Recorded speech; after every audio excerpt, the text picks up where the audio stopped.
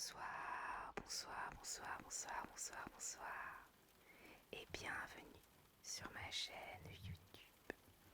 Une histoire d'un soir. J'espère que vous allez toutes et tous très bien. Aujourd'hui on se retrouve dans une nouvelle vidéo pour une nouvelle lecture. Avant de commencer, vous l'avez peut-être entendu, mais j'ai un nouveau micro, c'est le Blue Yeti. Donc n'hésitez pas à me dire dans les commentaires ce que vous pensez de l'audio, s'il est un peu trop fort, si il vous convient, ou si vous préfériez celui d'avant, qui est celui de mon téléphone tout simplement. Donc voilà, n'hésitez pas à me dire ce que vous en pensez. Ça me permettra de voir un peu ce que je peux changer pour les prochaines vidéos. Enfin bref, aujourd'hui, on va lire une histoire, comme d'habitude. Une histoire complète, c'est le songe d'une nuit d'été. Et donc sans plus attendre, je vous propose de vous installer confortablement, couché ou assis, de fermer les yeux si vous le souhaitez, et de commencer cette lecture. Il y a à peu près 40 pages, il me semble, 30 pages plutôt.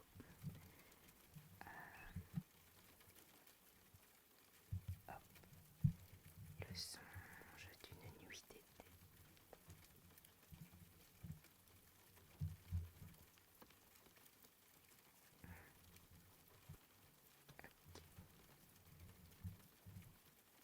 Il existait à Athènes une loi qui donnait à ses citoyens le pouvoir d'obliger leurs filles à épouser qui bon leur semblait. Si une jeune fille repoussait d'épouser l'homme que son père lui avait choisi pour mari, le père avait le droit, en vertu de cette loi, de la faire condamner à mort. Mais comme il est rare qu'un père désire la mort de sa propre fille, quand bien même elle se montrerait quelque peu indocile, cette loi n'était que rarement, voire jamais, appliquée, même si les parents ne manquaient probablement pas d'en agiter la menace. Il arriva cependant un jour qu'un vieil homme, un certain Égée, se présenta en personne devant Thésée, alors duc d'Athènes, pour se plaindre que sa fille, Hermia, à qui il avait ordonné d'épouser Démétrius, jeune homme d'une noble famille athénienne, refusait de lui obéir, parce qu'elle aimait un autre jeune Athénien, Lysandre. Égée demanda justice au duc. Il désirait que la cruelle loi fût appliquée à sa fille pour justifier sa désobéissance et son refus de se plier aux exigences de son père. Hermia expliqua que Démétrius avait autrefois déclaré sa flamme à sa chère amie Héléna, et que celle-ci aimait passionnément Démétrius. Aussi estimable que fût cette raison, elle n'émut pas l'inflexible Égée. Thésée était un prince respecté et magnanime, mais il n'avait pas le pouvoir de changer les lois de son pays. Il donna 4 jours de réflexion à Hermia, et si au terme de ce sursis, elle refusait toujours d'épouser Démétrius, elle serait condamnée à mort. Après avoir quitté le duc, Hermia alla trouver son amant Lysandre et lui raconta l'épouvantable choix auquel elle était confrontée. Soit elle renonçait à lui et épousait Démétrius, soit elle perdait la vie dans 4 jours. Lysandre fut profondément affligé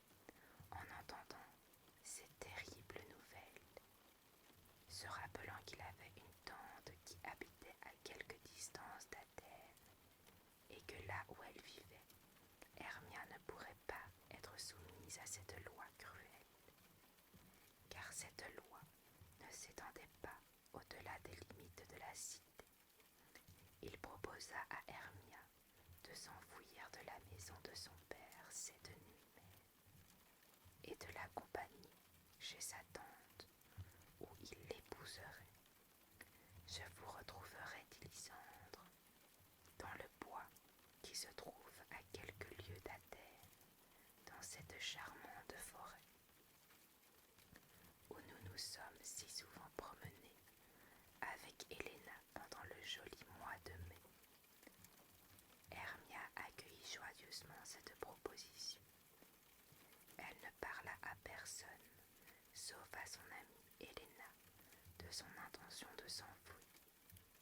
Cependant, comme bien des jeunes filles font des choses stupides par amour, Helena décida mesquinement d'aller tout raconter à Démétrius.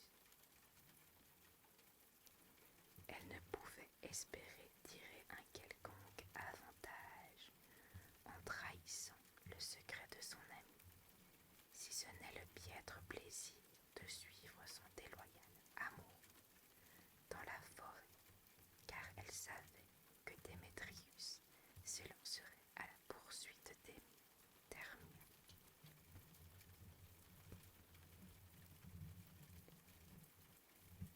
Le bois dans lequel Lysandre et Hermia avaient prévu de se retrouver était le domaine favori de ces petites créatures que nous appelons des fées. C'est là qu'Oberon et Titania,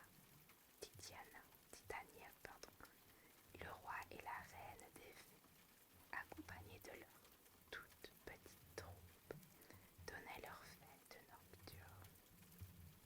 À cette époque, une bien triste mésentente régnait entre le petit roi et la petite reine des esprits, quand ils se retrouvaient au clair de lune, dans les allées ombragées de ce charmant bois.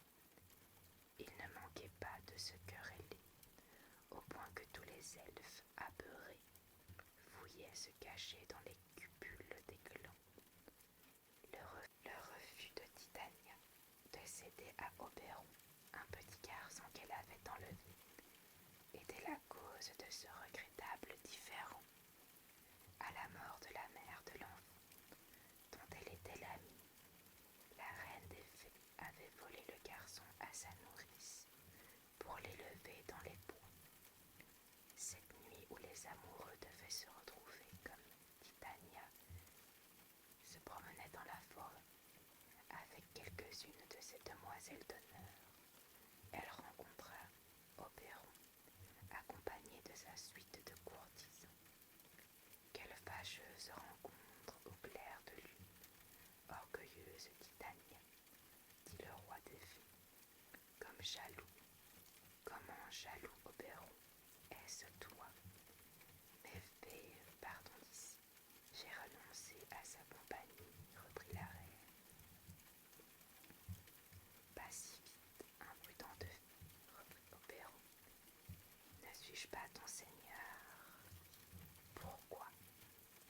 Titania contrarierait-elle son époux? Donne-moi ce petit garçon volé, j'en ferai mon écuyer. Apaise ton cœur, répondit la reine. Je ne te vendrai pas ce garçon, pas même pour ton royaume féerique. Elle abandonna alors le seigneur à sa colère. Eh bien, va ton chemin, dit Oberon, avant que l'aube ne pointe. Je te châtierai pour cet affront. Oberon fit alors venir Puck, son favori et conseiller personnel. Puck, ou comme on l'appelait parfois, Robin Bonenfant, était un esprit rusé et malicieux qui avait l'habitude de jouer des tours dans les villages voisins. Tantôt il entrait dans les étables et égrémait le lait, tantôt il plongeait sous une forme légère et aérienne dans la barrique et agitait sa fantasmagorique silhouette, alors que la crémière se démenait en vain pour transformer sa crème en beurre. paysans du village n'étaient pas plus heureux. S'ils prenaient plaisir à Puck de leur jouer des farces dans les cuves en cuivre de la brasserie, la bière était toujours gâtée. Quand quelques villageois se réunissaient pour partager une bonne bière, ils sautaient dans le pichet sous la forme d'une pomme cuite, et au moment où une vieille matrone voulait boire, ils gigotaient contre ses lèvres et renversaient la bière sur son menton. Si peu après, elle s'asseyait d'un air grave pour raconter à ses voisins une histoire triste et profonde. Puck faisait glisser son trépied et la faisait choir. Alors les vieilles comètes se tenaient les côtes de rire, se moquaient d'elle et juraient qu'elle n'avait jamais passé un moment aussi gai. Viens ici, Puck, dit Oberon au joyeux petit vagabond nocturne. Va me chercher cette fleur que les jeunes filles appellent pensée d'amour. Le suc de cette petite fleur violette déposée sur les paupières des personnes endormies les pousse au réveil à s'amouracher de la première créature venue. J'en laisserai tomber un peu sur les paupières de Titiana, dit-elle. Quand elle dormira, et le premier qu'elle verra en ouvrant les yeux, elle en tombera amoureux, que ce soit un lion, un ours, un singe furetteur ou un énergique macaque, avant de délivrer sa vue de cet ensorcellement. Ce que je pourrais faire avec un autre charme que je connais, je l'obligerai à me donner ce garçon pour en faire mon écuyer. Puck, qui aimait l'espièglerie jusqu'au plus profond de son âme, fut très amusé par les manigances de son maître et courut chercher cette fleur. Alors qu'il attendait son retour, Oberon vit Démétrius et Helena entrer dans le pont. Il entendit Démétrius qui reprochait à Helena de le suivre. Démétrius n'avait que des paroles désobligeantes à la bouche, alors qu'Helena lui faisait de tendres remontrances, lui rappelant son amour passé et ses déclarations sincères. Il l'abandonna à la merci des bêtes sauvages, comme il le dit, et elle se mit à courir après lui aussi vite qu'elle le pouvait. Le roi des fées, qui avait toujours été bienveillant avec les amoureux, éprouva une profonde sympathie pour Helena, puisque ces jeunes gens avaient l'habitude de se promener au clair de lune dans ce charmant bois, ainsi que l'avait rappelé Lysandre. Oberon avait peut-être aussi vu Helena en ces temps heureux où elle était aimée de Démétrius. Quoi qu'il en soit, lorsque Puck revient avec la petite fleur violette, Oberon lui dit : « Prends un morceau de cette fleur. Il y a ici une aimable Athénienne qui est amoureuse d'un jeune homme qui la dédaigne. Si tu trouves ce garçon endormi, verse un peu de ce suc d'amour sur ses yeux, mais arrange-toi. Mais arrange-toi pour qu'elle soit près de lui, afin qu'elle soit le premier être sur lequel il pose son regard à son réveil. Tu reconnaîtras le garçon à son costume athénien. » Puck promit de s'occuper de cette affaire avec diligence. Alors Oberon se rendit discrètement dans la charmille où Titiana se disposait à se coucher. Le lit de la fée était en talus, poussaient du thym sauvage, des primevères et de tendres violettes. Sous un dais de chèvrefeuille, de roses musclées et d'églantiers, Titania y passait toujours une partie de la nuit, enveloppée dans la peau écaillée d'un serpent, qui malgré sa petite taille, était assez large pour couvrir une fée et faire office de couvre-lit. Oberon trouva Titania, qui donnait des ordres à ses fées sur la façon dont elles devraient s'occuper pendant son sommeil. Certaines d'entre vous, disait-elle, iront tuer les vers dans les boutons de roses musquées. D'autres iront guerroyer contre les chauves-souris, afin de confectionner avec la peau de leurs ailes des manteaux pour mes petits ailes, et quelques-unes veilleront à ce que le hibou criard qui ulule la nuit ne s'approche pas de moi, mais d'abord chanter pour m'endormir. Alors elles se mirent à fredonner. Serpent à jeter à la langue bifide, hérisson épineux, restez cachés. Salamandre orvet, gardez-vous de toute malfaisance. Éloignez-vous de la reine des fées. Philomèle, mélodieusement, chante ta douce berceuse. Lula, lula, lula, bye, lula, lula, lula, bye. Que ni malheur, ni charme, ni sortilège n'approche de notre aimable dame, et bonne nuit au son de notre berceuse. Lorsque la reine se fut endormie, à l'écoute de cette agréable berceuse, les fées la quittèrent pour s'acquitter des éminentes corvées qu'elle leur avait confiées. Oberon s'approcha alors doucement de Titania et laissa tomber quelques gouttes de sucre d'amour sur ses paupières en prononçant ces paroles. Celui que tu verras à ton réveil, tu en tomberas amoureuse. Mais revenons à Hermia, qui s'était enfuie cette nuit-là de la maison de son père pour échapper à la mort à laquelle elle était promise. Après avoir refusé d'épouser Démétrius, quand elle entra dans le bois, elle retrouva son cher Lysandre, qui l'attendait pour la conduire chez sa tante. Cependant, avant d'avoir traversé la moitié de la forêt, Hermia se sentit si fatiguée que Lysandre, plein d'attention pour sa bien-aimée, qui lui avait prouvé son affection, en allant jusqu'à risquer sa vie par amour pour lui,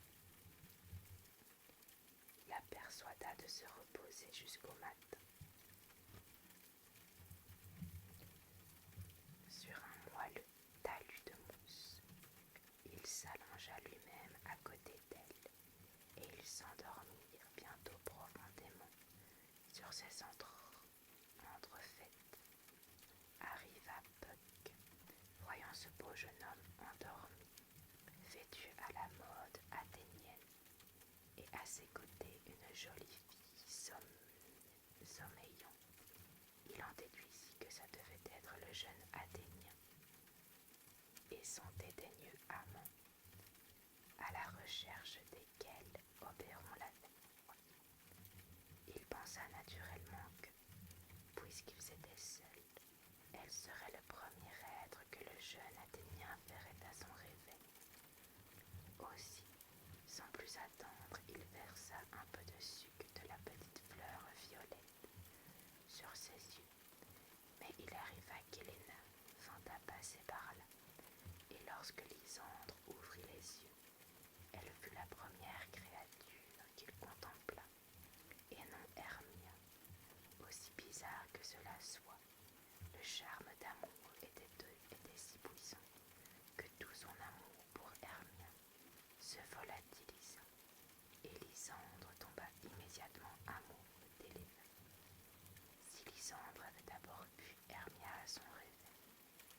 La bévue de Puck aurait été sans conséquence, car il n'aurait pu aimer davantage sa fidèle amante, mais que le pauvre Lysandre, sous l'empire du charme d'amour des fées, soit poussé à oublier Hermia pour courir après une autre belle et à l'abandonner, endormie et seule, au milieu du bois de pleine nuit. Voilà qui était joué de malchance. Comment ce malheur advint-il? Helena, comme nous le savons, avait essayé de suivre Démétrius lorsqu'il l'avait si grossièrement abandonnée, mais elle n'avait pu soutenir longtemps cette poursuite inégale, les hommes étant toujours plus endurants que les femmes. Helena avait ainsi rapidement perdu de vue Démétrius, et comme elle errait abattue et désespérée, elle était arrivée à l'endroit où Lysandre dormait. « Ah, dit-elle, voici Lysandre étendu sur le sol. Est-il mort ou endormi ?» Elle le toucha doucement et lui dit : « Mon ami, si tu es vivant, réveille-toi. » À ces mots, Lysandre ouvrit les yeux, et le charme d'amour commençant à opérer, il lui adressa aussitôt d'extravagantes et extatiques paroles d'amour. Il lui dit que sa beauté surpassait celle d'Hermia, comme celle de la colombe surpasse celle de la corneille, que pour elle, il courrait à travers les flammes, et fit bien d'autres déclarations d'amour de ce genre. Helena, qui savait que Lysandre était amoureux de son amie Hermia, et qu'il avait solennellement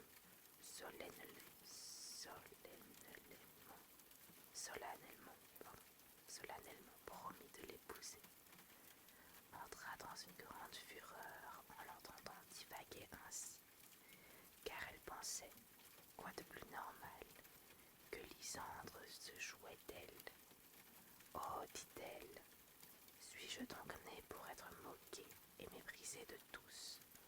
N'est-ce pas assez, jeune homme, que je ne puisse jamais obtenir un doux regard ou une parole aimable de Démétrius, sans que tu feignes, mon ami, de me courtiser avec tant d'insolence?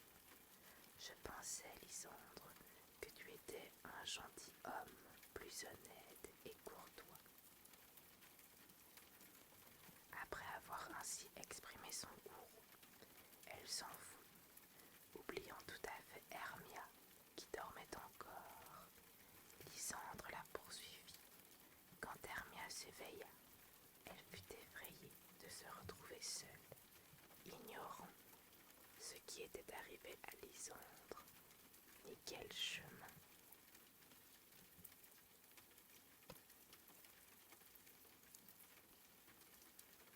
Quel chemin elle devait prendre pour le retrouver. Elle ira dans les bois.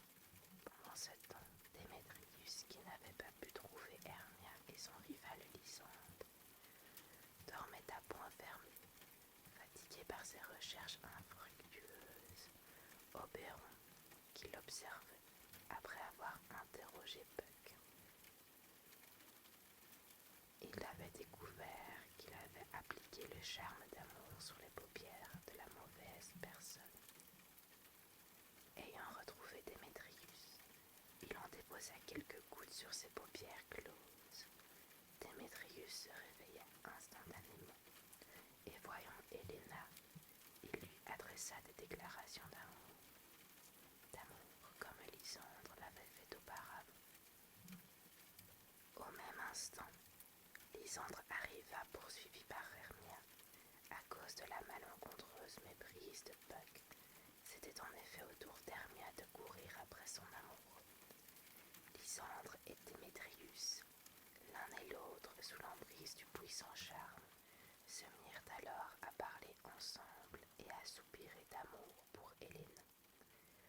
Étonnée, Héléna pensa que Démétrius, Lysandre et Hermia, sa chère amie de jadis, avaient manigancé de concert pour se moquer d'elle. Hermia était tout aussi surprise qu'Héléna. Elle ne comprenait pas pourquoi Lysandre et Démétrius, qui l'avaient tous deux aimée auparavant, étaient maintenant amoureux d'Héléna. À ses yeux, cette affaire n'avait rien d'une plaisanterie. Les deux jeunes femmes, qui auparavant avaient toujours été les plus chères amies, se cherchèrent alors querelle. Cruelle Hermia, dit Héléna, c'est toi qui as encouragé Lysandre à me blesser par ses louanges moqueuses. Et ton autre amoureux Démétrius, qui me repoussait du pied, n'est-ce pas toi qui lui as soufflé de m'appeler déesse, nymphe, rare, précieuse et céleste? Il ne me parle pas ainsi, à moins qu'il déteste, si tu ne l'as fait inciter à se jouer de moi.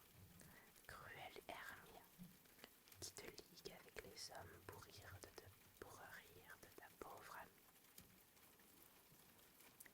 As-tu oublié notre amitié du temps de l'école?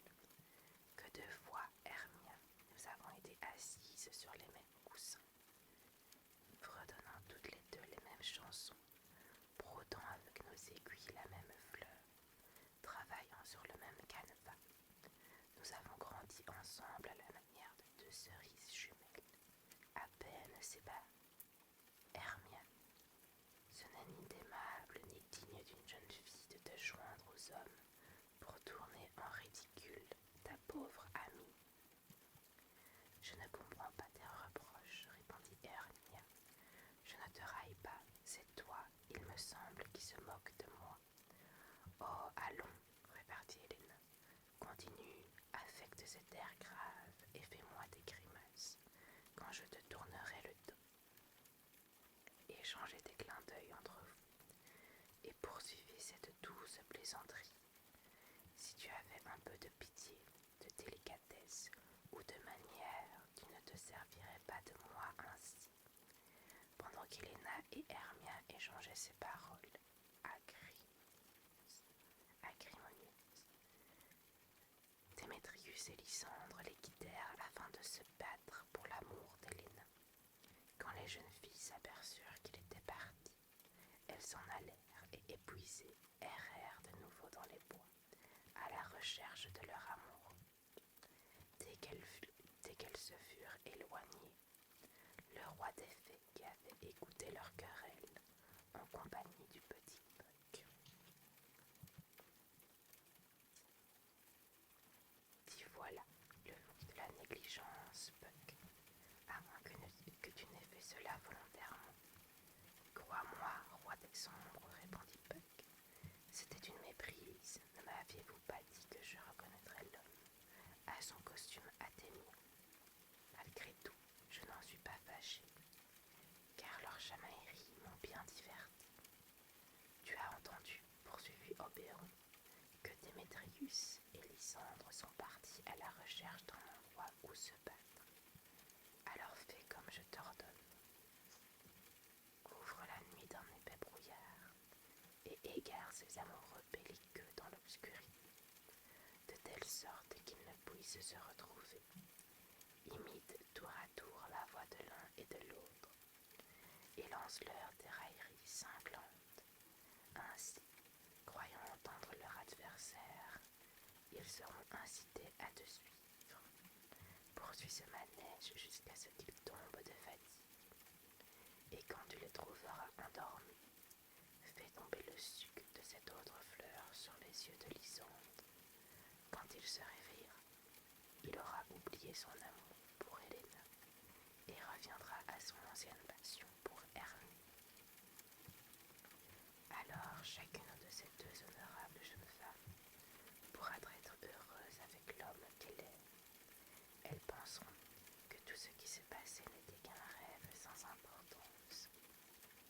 Hâte-toi, Puck. Moi, je vais aller voir quel tendre amant ma Titania a trouvé. La reine des fées dormait encore, près d'elle, se reposait un bouffon qui s'était égaré dans les bois.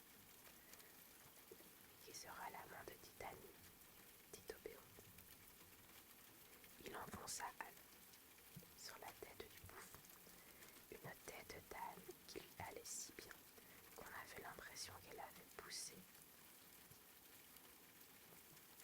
sur ses épaules. Même si Oberon avait agi délicatement, le bouffon se réveilla et se leva, ignorant de ce qui venait de se passer.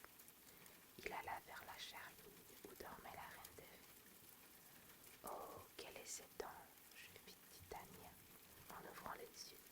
Le suc de la petite fleur violette commençant à faire son effet, elle ajouta: « Es-tu aussi sage que tu es beau, madame, si j'avais assez d'esprit pour trouver le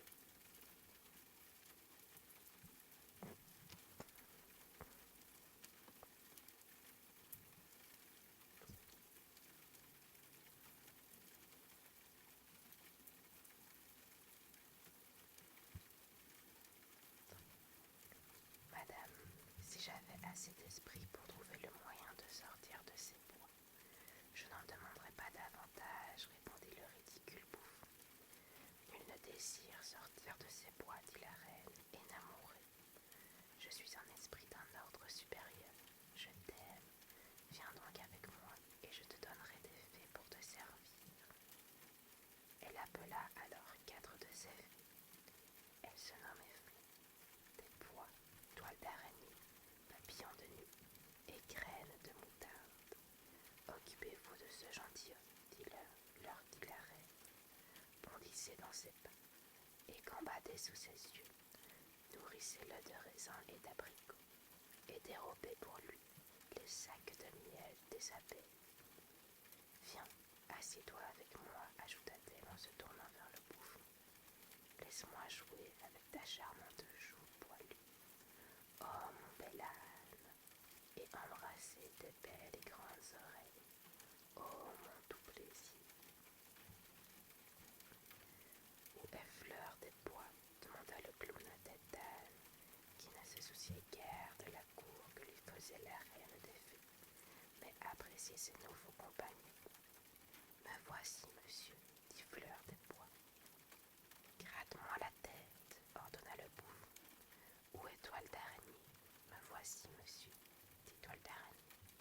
Cher monsieur Toile d'araignée, dit le ridicule bouffon, tue-moi le bourdon rouge sur le sommet de ce chardon là-bas, et apporte-moi son sac de miel. Garde ton calme, cher monsieur, et fais bien attention que le sac de miel ne s'évendre pas. Je serais désolée de devoir inonder de miel. Où est Graine de moutarde? Me voici, monsieur, dit Graine de moutarde. Que désirez-vous? Dit le bouffon. Cher monsieur Graine de moutarde, si ce n'était été monsieur Fleur de Bois à me gratter, je devrais aller chez le barbier, monsieur Graine de moutarde, car il me semble que j'ai le visage formidablement velu. Mon tendre amour, dit la reine, que désires-tu manger? J'ai une fée agile qui ira fouiller dans les provisions de l'écureuil et t'apportera des noix fraîches. Je préférerais une poignée de pois secs, dit le bouffon, qui, avec sa tête d'âne, avait aussi un petit âne, un appétit d'âne. Mais je vous en supplie, empêchez vos gens de me déranger, car j'ai une soudaine envie de dormir. Dors donc, dit la reine, et je te serai dans mes bras. Oh, comme je t'aime, comme je t'adore. Lorsque le roi des fées vit le bouffon endormi dans les bras de la reine, il se présenta devant elle et lui reprocha d'avoir prodigué sa faveur à un âne. Elle ne put nier, car le bouffon sommeillait alors dans ses bras avec sa tête d'âne, comme qu'elle avait elle-même couronné de fleurs. Après l'avoir taquiné pendant un moment, Oberon exigea de nouveau le garçon d'enlever. Honteuse d'avoir été surprise par son épouse avec son nouveau favori, Titania n'osa pas le lui refuser. Ayant ainsi obtenu le petit garçon qu'il avait si longtemps désiré, pour en faire son Oberon eut pitié de l'indigne situation dans laquelle, par sa malicieuse manigance, il avait poussé Titania et il versa dans ses yeux quelques gouttes de sucre de l'autre fleur. La reine des fées reprit aussitôt ses esprits, s'étonnant de son gadisme avancé. Elle affirma alors que la vue de l'étrange monstre lui faisait maintenant horreur. Oberon ôta également la tête d'âne des épaules du bouffon et le laissa finir sa sieste avec sa tête d'idiot.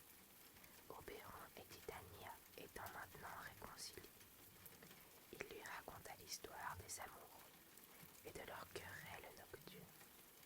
Elle accepta de l'accompagner et d'assister à la fin de cette aventure. Le roi et la reine des fées trouvèrent les amants et leurs belles, endormis dans une prairie, non loin les uns des autres avec une grande diligence. Puck, pour se racheter de sa méprise, s'était arrangé pour les réunir à leurs insus, grâce à l'antidote que le roi des fées lui avait donné. Il avait pris soin de libérer la vue de Lysandre du charme.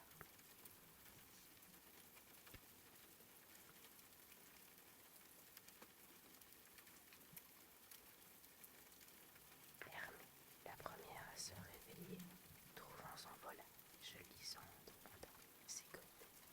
Elle le regarda et s'étonna de son étrange inconstance. Lysandre ouvrit alors les yeux et regarda sa chère Hermia, ayant retrouvé sa raison que le charme des fées avait précédemment obscurcie. Il retrouva aussi son amour pour Hermia. Ils se mirent alors à parler des aventures de l'année et se demandaient si ces choses étaient réellement arrivées, ou s'ils avaient tous deux été trompés par la même rêve déroutant. Helena et Démétrius étaient eux aussi réveillés, un doux sommeil ayant apaisé l'esprit troublé et furieux d'Helena. Elle écoutait avec ravissement les protestations d'amour de Démétrius, qui, à sa grande surprise et pour son plus grand plaisir, paraissait sincère. N'étant plus des rivales, nos jeunes et jolis noctambules redevinrent de vrais amis. Elles se pardonnèrent toutes leurs paroles désobligeantes et se consultèrent calmement afin de savoir ce qu'il fallait faire dans ces circonstances.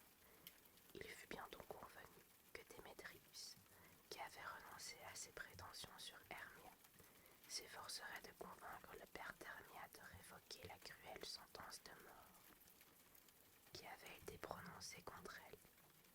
Démétrius se préparait à retourner à Athènes pour accomplir cette mission amicale, lorsqu'ils furent surpris par l'arrivée inattendue d'Égée, le père d'Hermia, qui s'était aventuré dans les bois à la poursuite de sa fille. Comprenant que Démétrius n'épouserait pas sa fille, Ésée ne s'opposa plus à son mariage avec Lysandre. Il consentit à ce qu'il se marie 4 jours plus tard, le jour même où Hermia aurait dû être mise à mort.